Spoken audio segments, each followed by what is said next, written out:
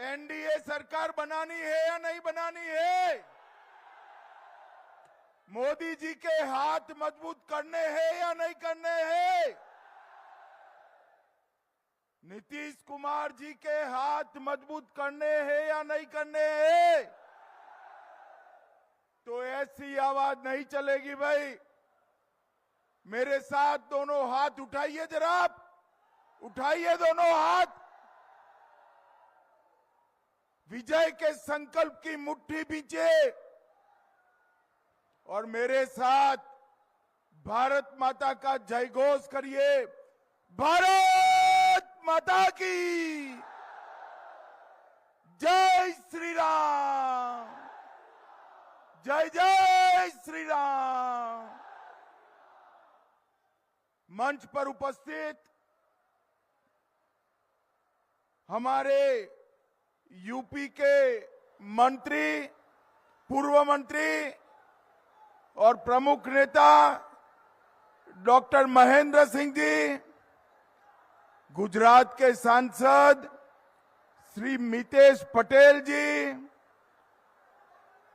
राजस्थान के विधायक कुलदीप धनखड़ जी, हमारे जिला अध्यक्ष हरिमोहन चौधरी जी, आज डॉक्टर मोहन सिंह जी, उपेंद्र पासवान जी, इंजीनियर राजेश साहनी जी, प्रभु कुशवाहा जी, महार चंद्र बाबू जी, और आज जिनको जिताने के लिए मैं यहां आया हूं, साहिबगंज से हमारे प्रत्याशी आ गया हो राजू सिंह जी, श्री राजू सिंह जी,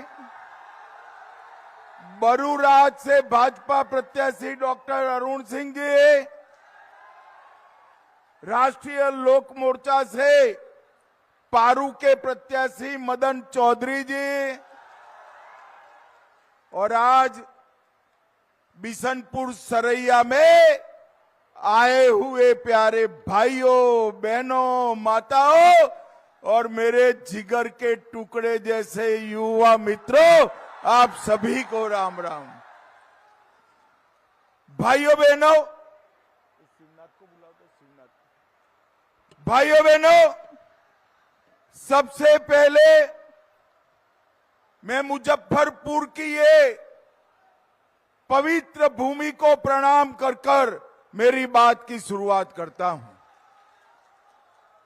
यह भूमि प्राचीन तिरहुत और मिथिला का गौरवशाली हिस्सा रही है और मैं आज मुजफ्फरपुर वालों को बताने आया हूं, मोदी जी ने अयोध्या में राम मंदिर तो बनाया ही बनाया, अब सीतामढ़ी में भव्य सीता माता का मंदिर भी बन रहा है।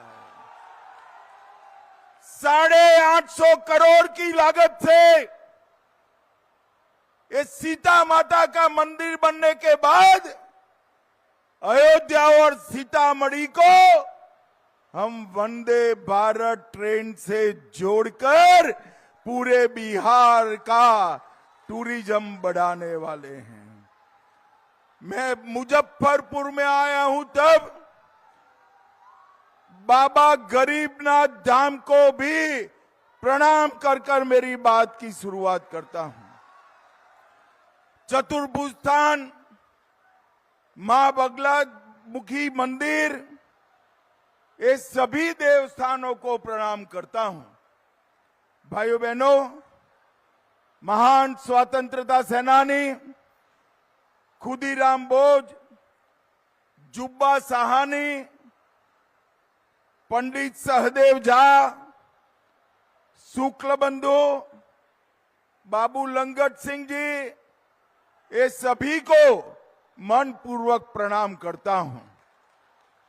और मैं जब मुजफ्फरपुर आया हूं तब महान जॉर्ज फर्नांडिस और जय नारायण निषाद को भी मनपूर्वक याद कर कर मेरी बात शुरू करना चाहता हूं। भाइयों बहनों, 6 तारीख को आपको मतदान करना है।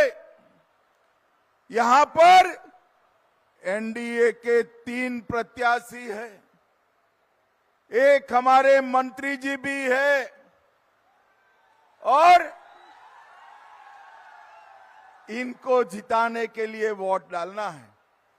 परंतु मैं मुजफ्फरपुर वालों को कहने आया हूं, आपका वोट किसी प्रत्याशी को विधायक बनाने के लिए, किसी को मंत्री बनाने के लिए मत दीजिएगा।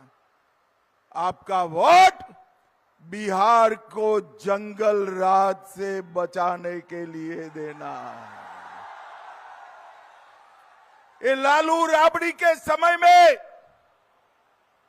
15 साल में बिहार का जो पतन हुआ, वही जंगल राज आज कपड़े, चेहरा और भेष बदलकर फिर से आने वाला है। अगर मुजफ्फरपुर वाले हजारों की संख्या में आज यहां है, अगर वो तय करते हैं कि कमल निशान और एनडीए के साथियों को जिताना है, तो जंगल राज को कोई नहीं ला सकता, कोई नहीं ला सकता।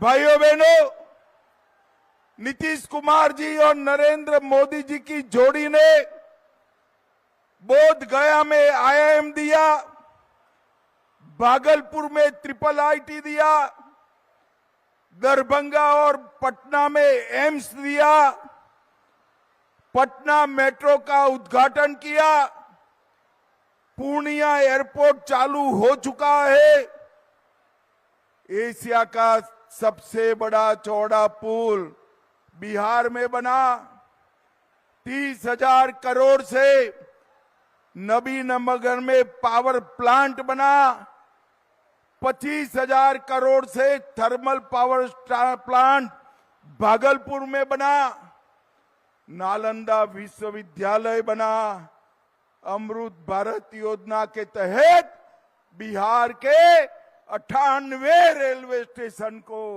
फिर से बनाने का काम चला है।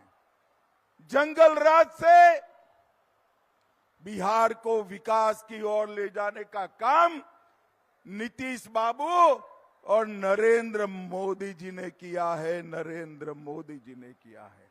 और भाइयों बहनों, नरेंद्र मोदी जी के शासन में ही मुजफ्फरपुर की लीची आज देश और दुनिया में पहुंचकर अपनी मिठास बांटने का काम करती है।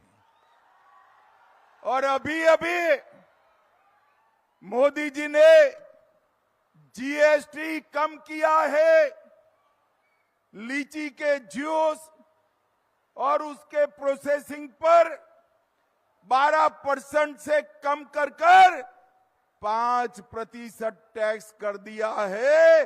अब लीची के किसानों को इसका बहुत बड़ा फायदा मिलने वाला है।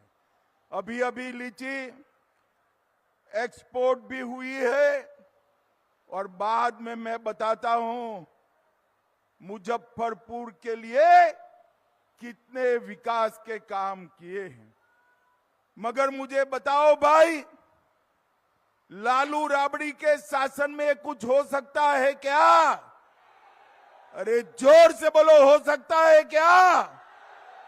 ये केवल और केवल नरेंद्र मोदी जी और नीतीश कुमार जी ही कर सकते हैं। और भाइयों बहनों, लालू राबड़ी के शासन में यहां पर गोपालगंज के डीएम कृष्णैया की पीट पीट कर हत्या की गई। अगर फिर से लालू के बेटे सीएम बनते हैं तो बिहार में 3 नए मंत्रालय खुलेंगे।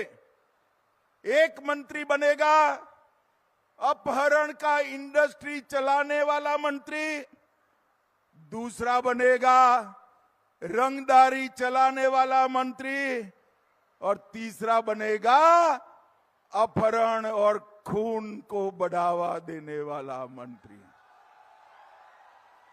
और अगर आपने नीतीश जी और मोदी जी के नेतृत्व में सरकार बनाई तो बाढ़ मुक्त बिहार के लिए मंत्रालय बनाया जाएगा। बाढ़ मुक्त बिहार के लिए